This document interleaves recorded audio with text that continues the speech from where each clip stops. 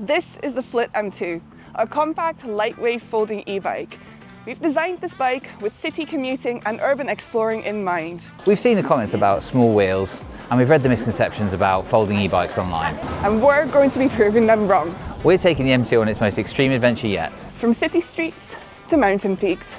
We're cycling the M2 up Snowdon.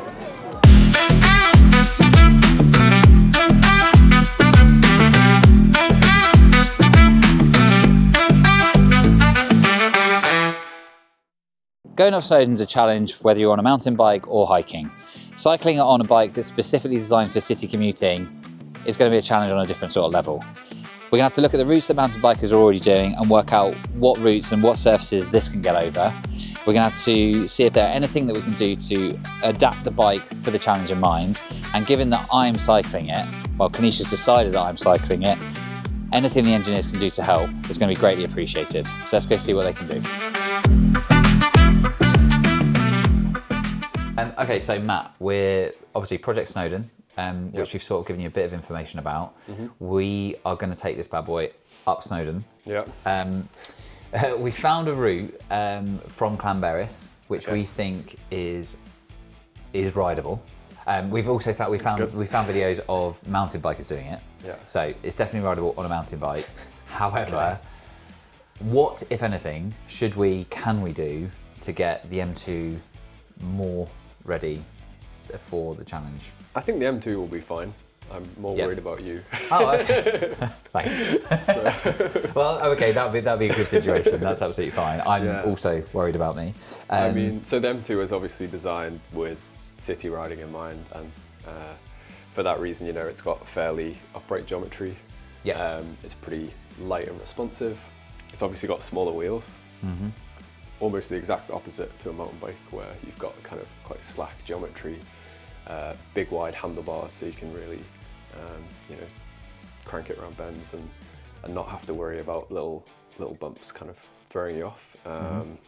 So yeah, those would probably be my main concerns. But yeah, I mean, the rider is such a big part of the system of a bike, right? In terms of handling, that it will probably just come down to your bike handling skills. What about pedals? Because obviously these are the sort of like city style standard pedals that we fit. Do we want, for this challenge, do we want to fit something that is perhaps metal, a bit more robust, or even maybe a cleat? I don't know. Yeah, I'm not too worried about the robustness of the pedals. I guess feet slipping off and is maybe a bit more of a concern. In terms of battery, so 7.5K, it is uphill the whole way. We're going to be demanding, because obviously we range test our batteries to level 3 assist across a variety of terrain, not just uphill. This is going to be just going uphill. Do we think we'll do that on one battery? Yeah, I think so. Yeah? I think so, yeah. Even if it's on max the whole way. If it's fully charged at the top of it, I don't think that'll be an issue. Okay, awesome.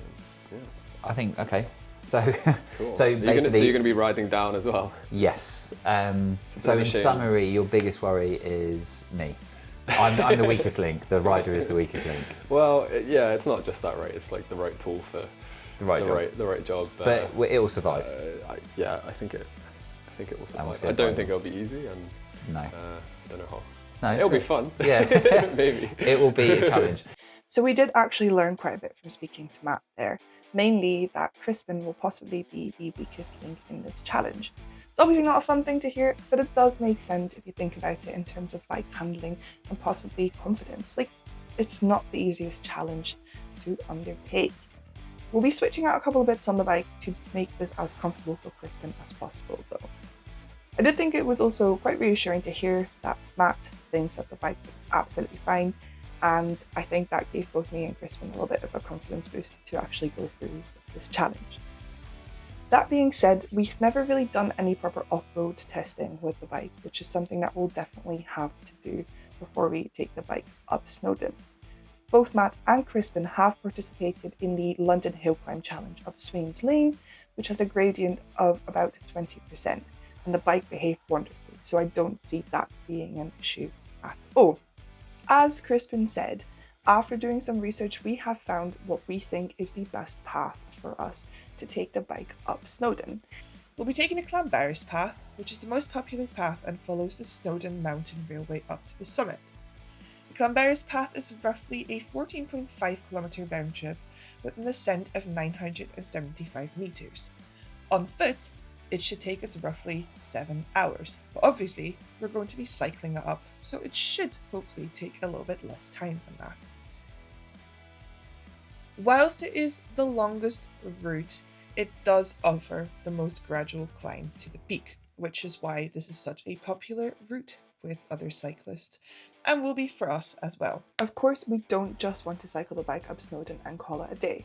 So Crispin and I have decided that apart from this challenge style video, we also want to be filming a more narrative based video with a professional videography team.